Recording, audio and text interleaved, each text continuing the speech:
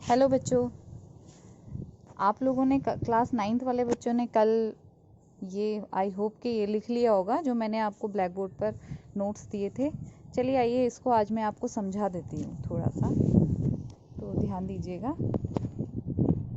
देखो, सबसे पहले मैंने आपको इसमें बताया है प्राकृतिक संख्याओं के बारे में, जिसको हम इंग्लिश में कहते हैं नेचुरल नंबर्स।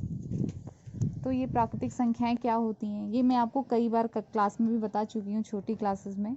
तो देखो, प्राकृतिक संख्याएं क्या होती हैं जिन्हें हम बचपन से ही जान रहे हैं, जो गिनती में यूज़ होती हैं वो सभी संख्याएं कहलाती हैं प्राकृतिक संख्याएं। और इनका जो समूह है इसको हम किस लेटर से दर्शाते हैं? इस समूह को हम एन से दर्शाते हैं, कैपिटल एन से। तो देखो यहाँ पर तुमने अगर नोट्स उतारे होंगे तो इसमें देखो लिखा हुआ है एन। एन एक समूह को दर्शा रहा है जिसमें गिनती में आने वाली सभी संख्याएं हैं 1 2 3 4। उसके बाद फिर अगली संख्याएं जो हैं, आप नोट्स भी देखते रहिएगा साथ साथ में। देखिए, पूर्ण संख्याएं, इन्हें इंग्लिश में कहते हैं हम होल नंबर्स। तो होल नंबर्स क्या होते हैं? अभी तुमने पढ़ा कि ये जो गिनती में यूज़ होने वाली संख्याएं हैं ये सभी प्राकृतिक संख्याएं हैं।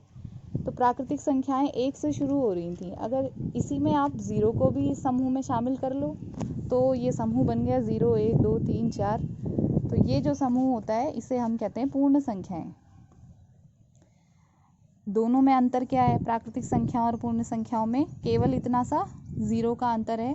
0 पूर्ण संख्याओं में तो शामिल है लेकिन प्राकृतिक संख्याओं में शामिल नहीं है। इसके बाद आ जाइए, देखो पूर्णांक, इंटीजर्स। इंटीजर्स क्या होते हैं? अभी तुमने देखा कि पूर्ण संख्याएं क्या हैं? 0 1 2 3 4 सभी धन वाली संख्याएं जो हैं वो सब पूर्ण संख्याएं हैं।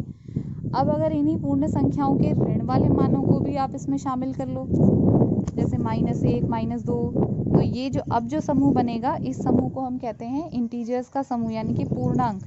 और इस समूह को हम आई से दर्शाते हैं। तो देखो नीचे लिखा हुआ है आई इक्वल्स टू, फिर पूरा समूह दिया हुआ है तुम्हें, -4 -3 -2 और 0 1 2 3।